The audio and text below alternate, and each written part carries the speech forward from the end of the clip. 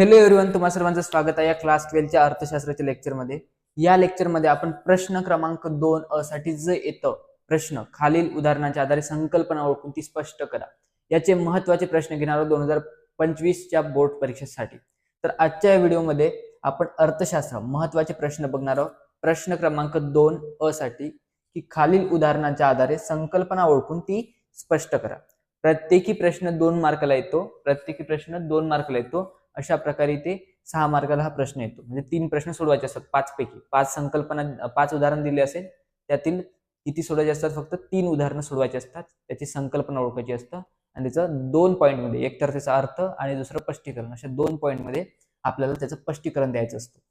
एक संकल्पना ओळखण्यासाठी 1 गुण असतो आणि स्पष्टीकरण देण्यासाठी 1 गुण असतो. असं प्रत्येकी 2 गुणांसाठीचा एक प्रश्न असतो.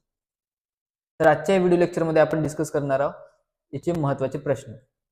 तर पहिला प्रश्न आहे, गौरीने एका विशिष्ट उद्योगातील वैयक्तिक उत्पन्नाची माहिती गोळा केली. आता एखाद्या विशिष्ट, एक ठराविक पर्टिक्युलर उद्योगातील एक वैयक्तिक माहिती गोळा केली म्हणजे काय? हे आहे सूक्ष्म अर्थशास्त्र संकल्पना किंवा वैयक्तिक घटकांचा अभ्यास. तर सोप्यात शब्दात सांगायचं झालं तर हे आहे वैयक्तिक घटकांचा अभ्यास. कारण इथं काय केलं? वैयक्तिक उत्पन्नाची माहिती गोळा केली. संकल्पना आहे वैयक्तिक घटकांचा अभ्यास. मग लिहायचं सूक्ष्म अर्थशास्त्रामध्ये वैयक्तिक घटकांचा अभ्यास केला जातो. जसं एक उत्पादक, एक उद्योजक, एक उपभोक्ता, विशिष्ट श्रेणी, विशिष्ट उद्योग, वैयक्तिक उत्पन्न, वैयक्तिक उपभोग यासारख्या वैयक्तिक घटकांचा अभ्यास केला जातो. त्यामुळे त्याला वैयक्तिक घटकांचा अभ्यास म्हणतात. म्हणून वरील उदाहरणामधून स्पष्ट होणारी संकल्पना कोणती आहे? वैयक्तिक घटकांचा अभ्यास. तर 1 गुण वैयक्तिक घटकांचा अभ्यास लिहायला आणि 1 गुण स्पष्टीकरण लिहायला.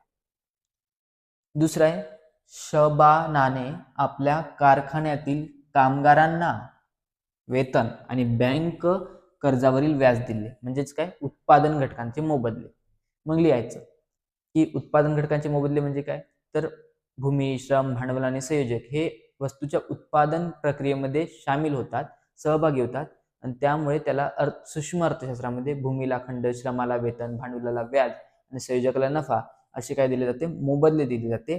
आणि वरील उदाहरणामध्ये कामगार म्हणजेच काय? रोजगार म्हणजेच काय? श्रम याला वेतन दिलं जात आहे आणि बँक कर्ज म्हणजे कॅपिटल म्हणजेच काय? तर भांडवल यावर व्याज दिलं जात आहे म्हणजेच काय? वरील उदाहरणामध्ये उत्पादन घटकांना त्यांचे मोबदले दिले जात आहे. म्हणून काय? उत्पादन घटकाचे मोबदले या संकल्पना.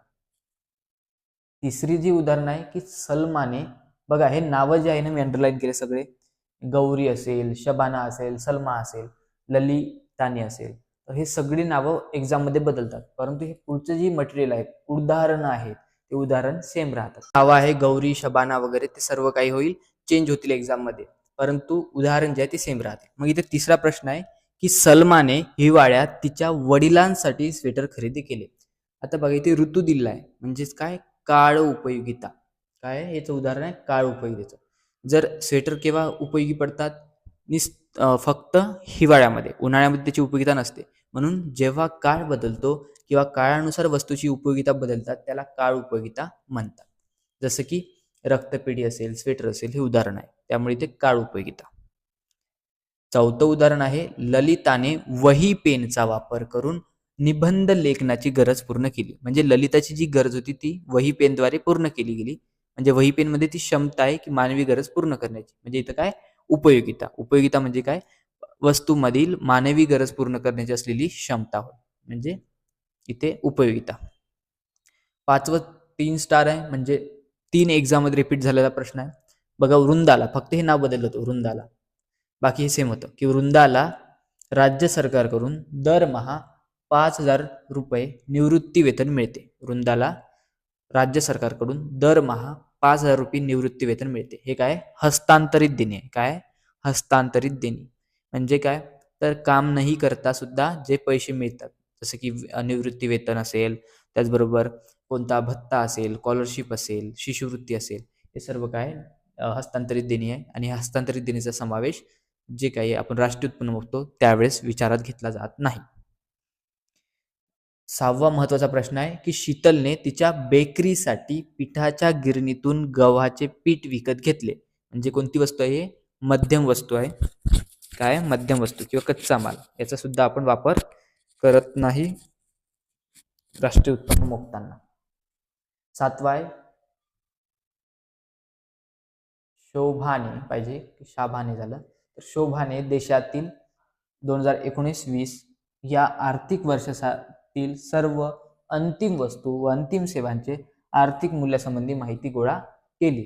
तर हे काय? राष्ट्रीय उत्पन्न. कारण अख्ख्या आर्थिक वर्षाचं अंतिम वस्तूची त्यांनी व अंतिम सेवाची मूल्याचं मापन केलं, त्यामध्ये राष्ट्रीय उत्पन्न किंवा जीडीपी असं पण म्हणू शकतो. 8वा आहे रघुचे वडील त्यांचे पैसे नियमितपणे भाग आणि बंद पत्रकांमध्ये गुंतवतात. 9वा आहे टीनाने 50,000 रुपये एक रकमी रक्कम एका वर्षातील बँकेकरिता जमा केली. आवर्त ठेव. 10वा आहे भारताने इराणकडून पेट्रोलियम पदार्थ खरेदी केले. म्हणजे कोणता? काय केलं आपण? निर्यात. काय केली? आयात केली आपण. भारताने इराणकडून आयात व्यापार. महाराष्ट्राने पंजाबकडून गहू खरेदी केला, अंतर्गत व्यापार. आणि जपान म्यानमारला मोबाईल फोन विकतो. तर हे काय? हे निर्यात व्यापार. आणि एक अजून उदाहरण आहे की इंग्लंडने भारतातून कापूस विकत घेतला व त्यावर प्रक्रिया करून ते कपडे जे आहेत ते म्यानमारला किंवा मलेशियाला विकले, तर त्यातील येईल पुनर्निर्यात व्यापार. हे खूप महत्त्वाचं उदाहरण आहे. पुनर्निर्यात व्यापार म्हणजे काय? एका देशाकडून कच्चा माल घ्यायचा, त्यावर आपल्या देशात प्रक्रिया करायचा आणि तो दुसऱ्या देशाला विकायचा, त्याला म्हणतात पुनर्निर्यात व्यापार. तर हे 2025च्या बोर्ड एक्झामसाठी महत्त्वाचे प्रश्न आहे. खालील उदाहरणांच्या आधारे संकल्पना ओळखून ती स्पष्ट करा. तर हे 6 मार्कासाठीचे महत्त्वाचे प्रश्न आहे. यातीलच 3 पैकी 3 प्रश्न दिसेल तुम्हाला, 5 पैकी तुम्हाला 3 दिसेल आणि तुम्हाला 3च सोडवायचे आहेत. त्यामुळे हेच प्रश्न करून ठेवा. फक्त किती क्वेश्चन करायचे तुम्हाला? 10 ते 11 ते 12 क्वेश्चन तुम्हाला करायचे आहे. त्यातून तुम्हाला तुमचे 6 गुण मिळतील. ओके. आणि याच्यातलं फक्त तुम्हाला लक्षात काय ठेवायचं आहे? ती संकल्पना आणि त्याचं एका ओळीत स्पष्टीकरण. संकल्पना ओळखा आणि त्याच्या एका ओळीत स्पष्टीकरण, 1-2 ओळीत बस. त्याचा अर्थ, व्याख्या, स्पष्टीकरण. तुम्हाला तुमचे पूर्णपैकी पूर्ण गुण मिळून देणारा हा प्रश्न आहे. तर धन्यवाद पूर्ण व्हिडिओ बघण्यासाठी. आता पुढच्या व्हिडिओमध्ये आपण डिस्कस करणार आहोत सर्व महत्त्वाचे ऑब्जेक्टिव्ह. ओके. तर आपल्या चॅनलवर काय काय अपलोड झालं आहे तुम्हाला सांगून देतो. प्रश्न क्रमांक 7 जो की 16 मार्काला आहे तो सुद्धा अपलोड झालेला आहे. प्रश्न क्रमांक 6 सहमत आहात, प्रश्न क्रमांक 6 आकृती उतारा, त्याच्या आधारे उत्तर लिहा, ते पण अपलोड झालेलं आहे. प्रश्न क्रमांक 5 सहमत आहात की नाही ते सकारात्मक स्पष्ट करा, तो सुद्धा अपलोड झाला आहे. प्रश्न क्रमांक 3 सुद्धा अपलोड झालेला आहे, जो की होता थोडक्यात उत्तर लिहा किंवा प्रश्नांची उत्तरे लिहा, खालील प्रश्नांची उत्तर लिहा. प्रश्न क्रमांक 2 आता अपलोड होईल आणि प्रश्न क्रमांक 2 फरक स्पष्ट करा सुद्धा अपलोड झालेला आहे. आता फक्त आपलं राहिलेलं आहे एक रिव्हिजन आणि एक जे ऑब्जेक्टिव्ह आहेत पूर्ण चॅप्टरचे ते ऑब्जेक्टिव्ह म्हणजे बहुपर्यायी प्रश्न, याचा एक व्हिडिओ.